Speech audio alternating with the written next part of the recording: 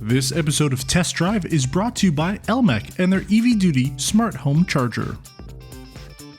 We here at Test Drive love electric vehicles. As we enter our 9th year of Test Drive, it's safe to say that we've featured nearly 100 electrified vehicles during our time. And nothing is more exciting than when a new vehicle hits the market. Now, earlier in this year, James out of our Montreal bureau drove the Nissan ARIYA Evolve front-wheel drive.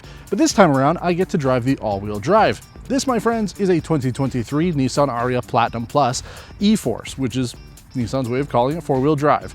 Now, there's a slight change between this and the US market. So this is marketed as a Platinum Plus, but in the States, this is slightly different because we have to go up to a Premier trim in order to get the Napa leather on the inside with the blue accent Alcantara, whereas in the States, the Platinum Plus is that. So slight difference there, but you're looking at $72,000 Canadian or about $62,000 in the US for this vehicle. So what do you get? And what's the differences with this over the one that James drove before?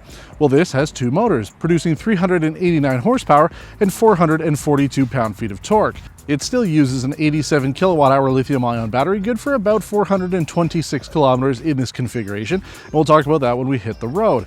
But we're going to be going over some of what makes this different and also asking ourselves what makes a good electric vehicle and does the Nissan ARIYA meet those requirements. So let's hit the road and go over what you need to know if you're in the market for the Nissan ARIYA Platinum Plus e-4ORCE. So what makes a good electric vehicle? That's going to be the question we're answering as we drive around in this Nissan. Now, as I mentioned, James has done this vehicle. Now, it wasn't the same trim and it was front wheel drive only. So it's one of the reasons why we're taking a quick look at it again. But there's a couple things I want to note right off the bat. I'm a big guy, you know, obviously I'm large, but I'm also 6 foot tall. I don't fit in this vehicle. I'm touching the headliner all the time. So one of the major concerns that I have is, you know, considering this is a compact crossover, you know, I get that I'm not going to fit width-wise necessarily, but the fact that I don't really fit height-wise, not that great. And the rear is even worse. You know, it is sort of like a coupe style. I say that this actually looks a lot like the Nissan Murano Cross Cabrio that Nissan sold for a little while, the convertible. The design profile is very similar to that, but yeah, I do not fit in this vehicle. So keep that in mind. If you're a taller person, this is as far down as the seats go. I mean, yeah, I could recline the seats back and drive around like a gangster, but I don't know, just not for me. But let's talk about some of the things that make this a vehicle you might want to consider, because it does have all-wheel drive. You've got the traction and control that you would want in the winter. Right now it's 0 degrees here in Ontario, and there's no forecast for snow during this week, unfortunately, so I'm not going to be able to test out those four-wheel drive capabilities, but I can tell you that the range obviously has decreased a bit. We're looking currently, as I'm driving here right now, 331 kilometers. I get about 350 on my startups every morning. So again, 0 degree weather, you're obviously going to be losing some range because it's colder out, but there are some controls within the infotainment system here to be able to set you up for fast charging. You do have an option to sort of precondition the battery. It says it will get loud, and I do notice too, even at home when I plug it in on my level 2 charger from EV Duty, that thing just starts up the heating profile on the vehicle and actually heats the battery up so that it can be prepared properly for charging even at level 2 speeds. But yeah, it's a little bit louder than normal. There's no remote start feature on this vehicle. I think that is one thing that's missing. I have set up scheduled profiles for my climate control every morning and every afternoon. I always leave at the same time. So I've set those up. The car will start up essentially 30 minutes before that profile and get the vehicle warmed up. It didn't work the first day, and that was the first day that I needed it because it was actually like -6 here and we had a lot of frost on the vehicle, but subsequent startups were all fine. So a couple things to note there. It will be running for a little while. It more or less draws from the grid. I was kind of testing that as well. Sort of seemed like it was, but I wasn't quite starting off my journey with 100% charge each time, so some little misses there. But one of the nice things about this uses the combo port, the CCS combo port, my favorite way to charge a vehicle. I'm really super against everybody switching to Tesla's system. I might do an entire video on that, but this does not use CHAdeMO anymore. Nissan has at least switched over to the CCS combo port for fast charging. This can do up to 130 kilowatts of DC fast charging, and then the typical 7.2 kilowatt level 2 charging, and on testing, I actually got pretty darn close to that. I was charging at 7.1 kilowatts at home, which is the most I've had from any of the vehicles that we've tested here on Test Drive since installing our charger. So excellent charging capabilities there. Infotainment has some information there, so all the stuff that you would really want out of an electric vehicle, like the basic stuff that we look for when it comes to charging and finding chargers, seems to work pretty well.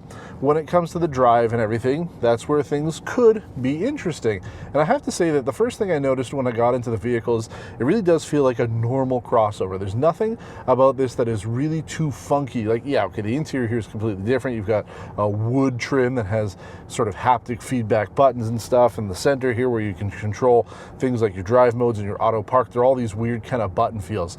But what I'm getting at is the car drives exactly how you would expect a regular ICE vehicle to drive. Like, it doesn't feel overly heavy. It's actually quite a bit lighter than some of the competition out on the market. But what I found also is there's no weird noises, right? You know, obviously we have to have some sort of propulsion sound for pedestrians. It's required by law, but the car's not trying to make it seem like it needs to be futuristic in the silly ways, i.e. making funky sounds. It's quiet, which is what I want. And even the inside cabin, you know, from road noise and stuff, is very quiet. It's comfortable and smooth. These are supposed to be the zero gravity seats that Nissan has been pretty good at pioneering over the last little while. They say that they're a slim build version. And again, just the way that I'm sitting in the car, I'm not super comfortable, but the seats themselves are comfortable. For long terms, this would probably be pretty good. I mean, my drive home was about 2 hours originally with this. I had no complaints about it whatsoever. So the drive and everything is good. We've got a couple modes as well. We've got eco mode, which really does limit things quite a bit. So I would probably recommend just keeping it in the standard drive mode. That's been good enough for me. We're in sport mode right now, which I haven't really used too much because truthfully, I don't do a lot of sport driving regardless. I mean, if I've got a performance car, sure. But even though this has 389 horsepower, it doesn't really feel like it. And it's fine. We've been talking about that recently with electric vehicles, that you don't need all of that insane torque anymore. It was fun and gimmicky for the first couple cars that we drove, and then now we're looking for things that are going to kind of last a little bit longer in your garage. And yeah, that novelty kind of wears off. So for day-to-day use, this has been more than enough. I've had absolutely no problems getting off the line. And even here, if we decided to give it the beans, as James would say, I mean, it's up to speed really quick. So no issues with the power there. I'm very happy with it. The all-wheel drive system seems to work very well.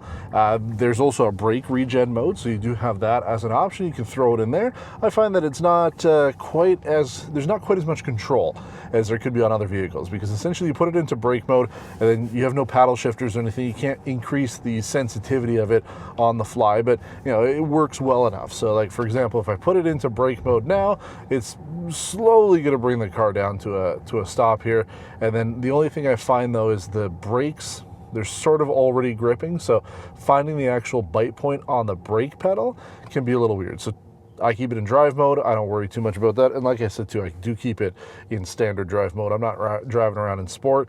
I did drive around in eco mode when we picked this vehicle up. That's how I drove and did our 100-kilometer test loop, which we completed in 21.9 kilowatt hours per 100 kilometers, which is surprisingly good for a four-wheel drive electric vehicle, especially in the colder temperatures. I think we were driving home at about 4 or 5 degrees Celsius outside, so overall pretty good there. So again, good marks. I mean, yeah, everything is adding up pretty well when it comes to what we look for out of an electric vehicle. Charging works well.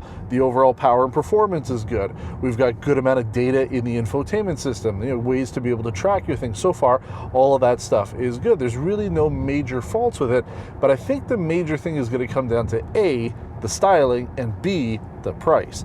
Now, first, as I mentioned, you know, this kind of looks like a Nissan Murano Cross Cabrio to me. Some people might like it, but I just feel that the vehicle looks very big from the outside. It's very tall and bulky, and then when you get on the inside, as I mentioned, like here I am, if I'm sitting like with my back straight, I am hitting the headliner, like I'm in the roof. I can't go down any further. And same thing with the back seat. So the interior space hasn't been maximized, which is a bit of a bummer, especially for somebody like me. I would not consider this vehicle because I just don't fit in it. But when you compare it to the competition, and I'm thinking things like direct competitors would be really the Mustang Mach-E, because it's also kind of a coupe style compact crossover. But things like the Volkswagen ID4, Kia EV6, Hyundai Ioniq 5, those are all compact electric crossover things. They're all around the same size, but pricing varies quite a bit. This, again, is like $73,000, $74,000 the way that it's configured. It's like quite a bit more than the competition. Ford Mustang is close. That's about $72,000 with, again, similar equipment and features and whatnot. But things like the Hyundai Ioniq, the Volkswagen ID4, and the Kia EV6, they all come in at the mid. Well, first of all, the Volkswagen is like $62,000, but then the Hyundai and Kia, Hyundai is about $65,000 when it's similarly equipped, and then the Kia is about $68,000. So it's a big difference. Like, there's quite a price difference when it comes to these vehicles, which is probably why I haven't seen too many of these around. We actually do have a Nissan dealership here in St. Thomas, and they did have a couple of them, and I have spotted a couple here on the road, but there's not too many of them. So I just think that the pricing is a little high for what you're getting out of it. And then again, from an EV perspective, everything is functional the way that we would expect it to work.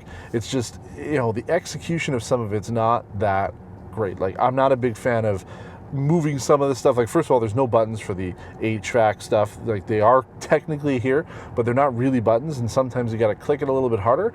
But heated seats and stuff, ventilated seats, that's all through the infotainment. One plus is you do have a driver only mode. We do like that. So again, from an EV perspective, that's very good. But a lot of stuff is going in the infotainment, and the infotainment system is really dated. The cameras on here are really dated. Yeah, we do have a rear view camera for the mirror, but again, the quality is like okay. So, some things like that, like especially at this price point, if Nissan wants to charge you $73,000 for this vehicle, it should really have features that are becoming of a $73,000 vehicle, because we had a lot of complaints when we did the Blazer EV RS a few, 4 weeks ago, about a month ago or so, saying that it was pretty expensive for what you were getting. But that vehicle was, pretty well equipped for the price. Plus, it is technically a mid-size SUV. So when you compare something like this really is on the higher end of the price points, and they're not offering anything that you can't get anywhere else. There really is no standout feature when it comes to the Nissan. It just does everything pretty well. So that's essentially my consensus on this, is it does do a good job being an electric vehicle. It just doesn't stand out, and it is just a little bit pricey. But if you have any questions about this episode, as always, we do try to get back to everybody when we can. We do get back to everybody. It's just might take a couple extra days, but we do encourage you to leave a comment, give a thumbs up to the video if you liked it, and consider subscribing and becoming a member on the channel to help us grow as we get to our next milestone of 50,000 subscribers. So if you're watching in a couple of years and you're thinking, geez, these guys have like 250,000 subscribers, well, that's how much we're hoping to be growing in the next couple of years. So thanks for watching, and until next time, take care.